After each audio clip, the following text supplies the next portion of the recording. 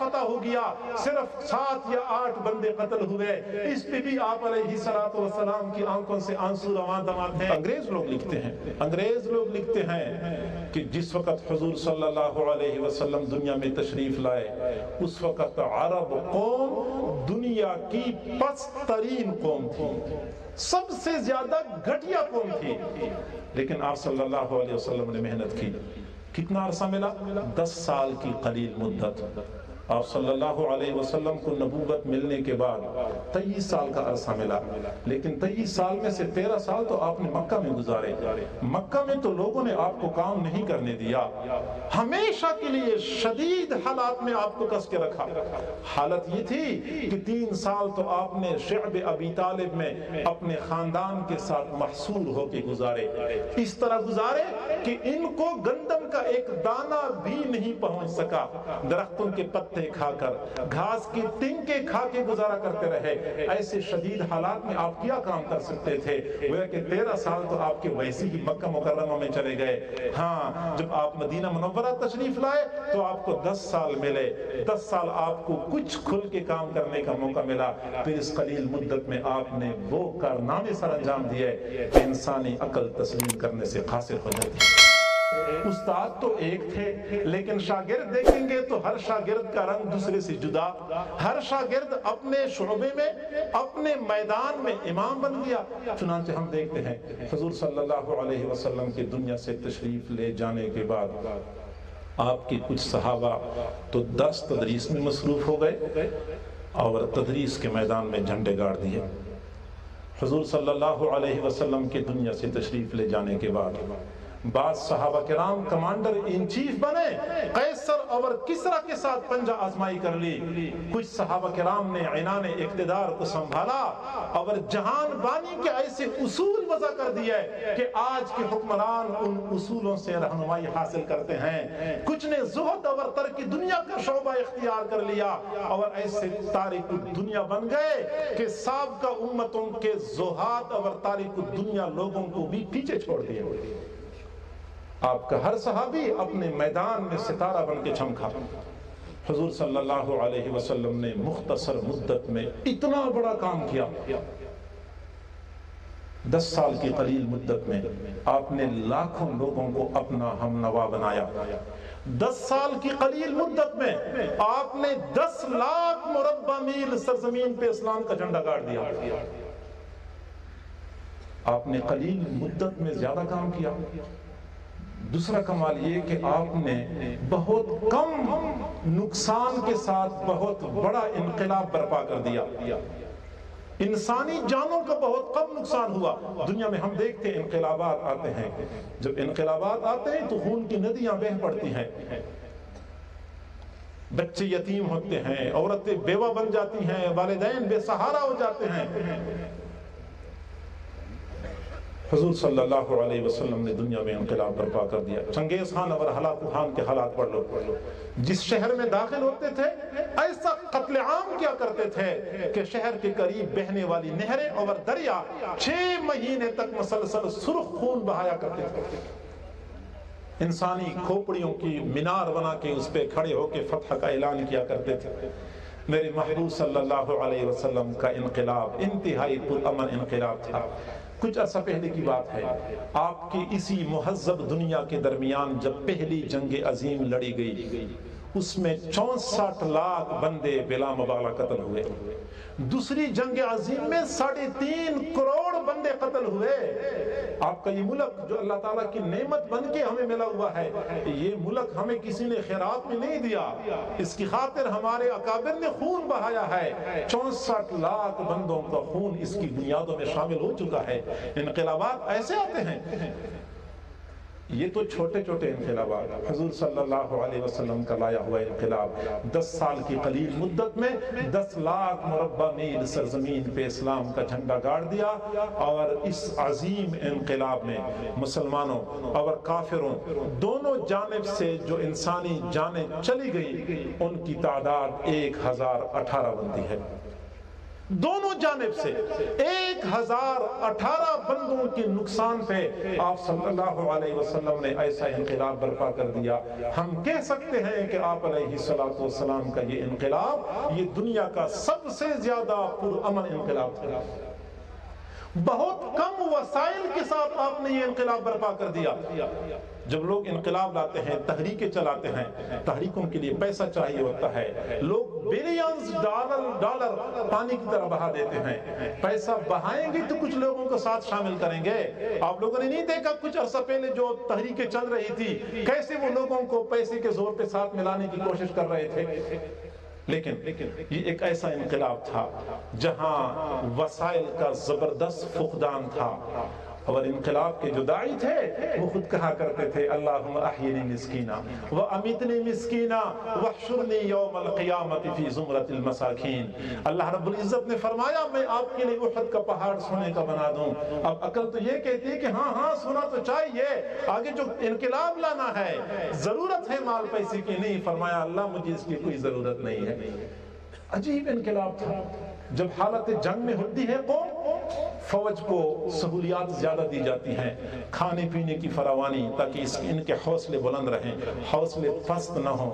लेकिन आज से 14 सदियां कबल एक जंग लड़ी गई, ग़ज़वा खंदक। जब हुज़ूर सल्लल्लाहु अलैहि वसल्लम को पता चला, कुरैश मक्का ने आस पास के कबाइल के साथ मिलकर एक बहुत बड़ा लश्कर तैयार करके मदीना मुनव्वरा के ऊपर हमला करने का इरादा बनाया हुआ है, वहां से चल पड़े हैं। बहुत महदूद वक़्त में मदीना की हिफाजत के लिए मदीना के इर्द गिर्द खंदक की खुदाई का फैसला हो गया। सहाबा किराम दिन रात एक करके खंदक की खुदाई में लगे हुए थे। शदीद सर्दी का मौसम था, सहाबा किराम को खाने को भी कुछ नहीं मिल रहा था और तन ढांपने के लिए भी पूरा कपड़ा उनको दस्तयाब नहीं था। खुदाई करते करते एक सहाबी ने अर्ज किया, अल्लाह के नबी आज तो भूख की इतनी शिद्दत हो चुकी है, पेट बिल्कुल खाली हो चुका है, कमर को सीधा करना मेरे लिए दुश्वार हो रहा है। शदीद भूख की वजह से मैंने पेट के ऊपर पत्थर बांधा हुआ है। आप सल्लल्लाहु अलैहि वसल्लम ने अपनी चादर मुबारक हटाई, फरमाया आपने एक पत्थर बांधा हुआ है, मैंने 2 पत्थर बांधे हुए हैं। वसाइल के फुकदान के साथ, वसाइल न होने के बावजूद कलील मुद्दत में आप सल्लल्लाहु अलैहि वसल्लम ने इतना बड़ा इनकलाब बर्पा कर दिया। यकीनन हम ये कहने में हक बजानिब हैं कि हुजूर सल्लल्लाहु अलैहि वसल्लम की ज़ात गिरामी दुनिया में सबसे ज्यादा पाकमाल थी। लोग जब फातिह बन के किसी शहर में दाखिल होते हैं, वहां रद्ब याबिस का फर्क किए बगैर किसी तमीज के, छोटे बड़े का फर्क किए बगैर सबके कत्ल आम का हुक्म देते हैं। एक ये कायद थे, एक ये रहबर इनकलाब थे। जब मदीना मुनव्वरा से मक्का मुकर्रमा की तरफ चल पड़े हमला आवर होने के लिए, अभी मक्का मुकर्रमा में दाखिल नहीं हो चुके थे, अपने सहाबा को अमन और सुकून के साथ चलने का हुक्म दिया। मुख्तलिफ जमातें थी, हर जमात का एक अमीर था, हर अमीर के हाथ में एक झंडा था। इस तरीके से जमातों की पहचान होती थी।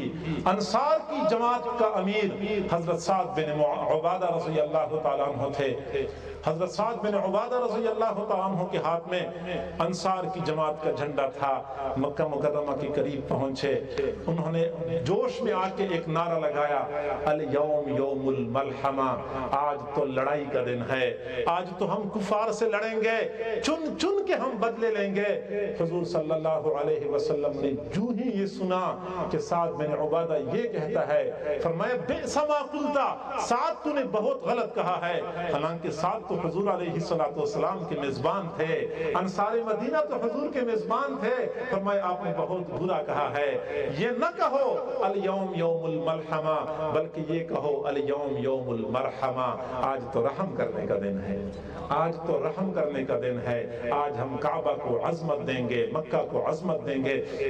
हज़रत साद बिन उबादा से झंडा ले लिया कि अब आप इस झंडे के अहल नहीं रहे। आपने ये बात क्यों की कि लड़ाई का दिन है? लोग इस्लाम को बदनाम करते हैं कि इस्लाम बदअमनी का जिम्मेदार है। जरा इस्लाम की तालीमात आके देख तो लें, तुम्हारे ऊपर हकीकत खुल जाएगी कि जितना जोर इस्लाम ने अमन के क़याम पे दिया है, इतना जोर किसी और मुआशरे ने अमन के क़याम पे नहीं दिया। झंडा ले लिया उनके हाथ से। हाँ, चूंकि मुखलिस सहाबी थे, पुराने खादिम थे, उनका दिल तोड़ना भी नहीं था। हजरत साद बिन उबादा के हाथ से झंडा ले लिया और उनके बेटे कैस बिन साद को पकड़ा दिया कि अब ये झंडा आपके हाथ में रहेगा। सआदत उनकी घर से निकलनी भी न पाए और साद बिन उबादा को एहसास भी हो जाए। इस तरीके से फिर आप सल्लल्लाहु अलैहि वसल्लम मक्का मुकर्रमा में दाखिल हो गए। दाखिल होने से पहले हुजूर सल्लल्लाहु अलैहि वसल्लम ने हजरत खालिद बिन वलीद रज़ी अल्लाह तआला अन्हु को फरमाया, खालिद, मैं मक्का की बालाई जानिब से दाखिल होऊंगा, आपने ज़ीरी जानिब से दाखिल होना है। हम दो तरफ से दाखिल हों ताकि कुफ़ार मक्का मरऊब हो जाएं, वो हमारे मुकाबले में न आए और कत्ल आम न हो जाए, किसी मुसलमान, किसी इंसान का खून न बहे। हुजूर सल्लल्लाहु अलैहि वसल्लम ने हजरत खालिद बिन वलीद को बतौर खास ताकीद फरमाई थी, खालिद, पूरी कोशिश करनी है कि अपनी तलवार न चलाएं, अपनी तलवार किसी इंसान के खून से रंगीन न होने दें। खालिद बिन वलीद ने अज़म कर लिया, अल्लाह के नबी, मेरे बस में हुआ तो मैं बिल्कुल किसी को कुछ नहीं कहूंगा।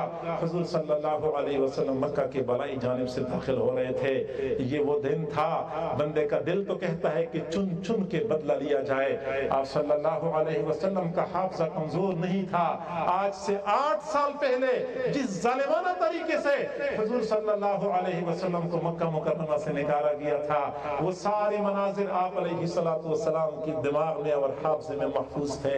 हुजूर को ये भी याद था हजरत बिलाल को कैसे मक्का की गलियों में घसीटा गया था, हजरत सुमैया को कैसे जालिमाना तरीके से शहीद किया गया था, हजरत अम्मार और यासिर को कैसे बेदर्दी के साथ जुल्म और सितम का निशाना बनाया गया था।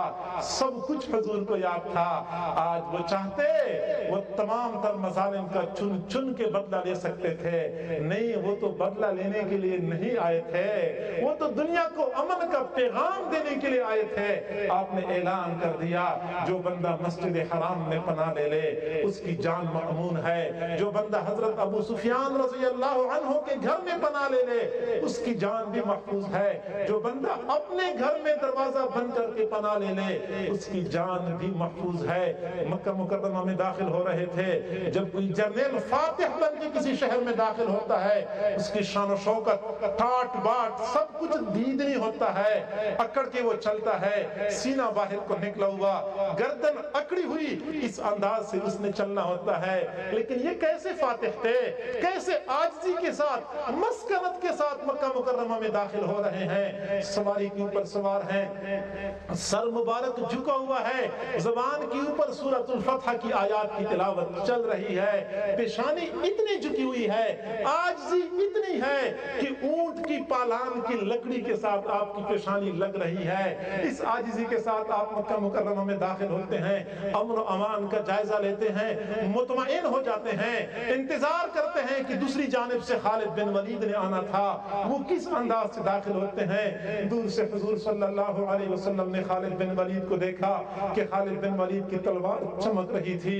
हुजूर सल्लल्लाहु अलैहि वसल्लम ने फरमाया, लगता ये है खालिद बिन वलीद ने किसी का खून बहाया है। जब खालिद बिन वलीद करीब आए, आप सल्लल्लाहु अलैहि वसल्लम ने फरमाया, खालिद क्या हो गया, मैंने तो आपको मना किया था किसी का खून नहीं बहाना। अर्ज किया, अल्लाह की नबी, मैं तो बहुत पुरअमन तरीके से दाखिल होना चाह रहा था, मक्का के चंद ओबाश नौजवान थे, वो मेरे सामने खड़े हो गए, मुझे रास्ता नहीं दे रहे थे, मैंने उनकी बहुत मिन्नत समाजत की कि मैं तुम्हारा खून नहीं बहाना चाहता, लेकिन वो माने नहीं, मजबूरन मुझे तलवार चलानी पड़ गई। 7 या 8 बंदे कत्ल हो चुके हैं। हुजूर सल्लल्लाहु अलैहि वसल्लम की आंखों से आंसू जारी थे, फरमा रहे थे, बस जो कुछ अल्लाह को मंजूर हुआ वो हो के रहा। आप अंदाजा लगाएं, इतना बड़ा शहर फतह हो गया, सिर्फ 7 या 8 बंदे कत्ल हुए। इस पे भी आप अलैहिस्सलातु वस्सलाम की आंखों से आंसू रवां दवां हैं। हम कह सकते हैं कि हुजूर सल्लल्लाहु अलैहि वसल्लम ये सबसे ज्यादा बाकमाल थे।